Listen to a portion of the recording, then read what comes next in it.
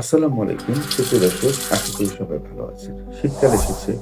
শীতকাল এলেই ব্যথার উপসর্গ নিয়ে অনেকে আতঙ্কে থাকেন। শুধু আর্থ্রাইটিসজনিত ব্যথা না, ঘাড়, কোমর, হাঁটু, মাংসপেশি ব্যথার তীব্রতাটা বেড়ে যায়। কিন্তু কেন? এবং এর থেকে পরিত্রাণ পাওয়ার উপায় কি? শীতকালে বাতাসের চাপ কমে যাওয়ার ফলে শরীরে রক্ত সঞ্চালন অনেকটা কমে যায়। যার ফলে অক্সিজেনের প্রবাহের মাত্রাটা কমে যায়, এর ফলে ব্যথা হয়। শীতকালে শরীর শুকিয়ে যাওয়ার কারণে অনেক ক্ষেত্রে ডিহাইড্রেশন হয়, মাংসপেশির নমনীয়তা কমে যায়। শীতকালে ভিটামিন ডি এর পরিমাণ হ্রাস পায়, যার ফলে আর্থ্রাইটিসজনিত ব্যথাটাও বেড়ে যায়। সুপ্রিয় দর্শক, শীতকালে এই ঘাড়, কোমর, হাঁটু, মাংসপেশির ব্যথা থেকে পরিত্রাণ পেতে একজন বিশেষজ্ঞ ফিজিওথেরাপি চিকিৎসকের শরণাপন্ন হয়ে চিকিৎসা গ্রহণ করলে এই ব্যথা থেকে পরিত্রাণ পাওয়া সম্ভব। আশা করি আপনারা সবাই উপকৃত হবেন। ভালো থাকুন, সুস্থ থাকুন।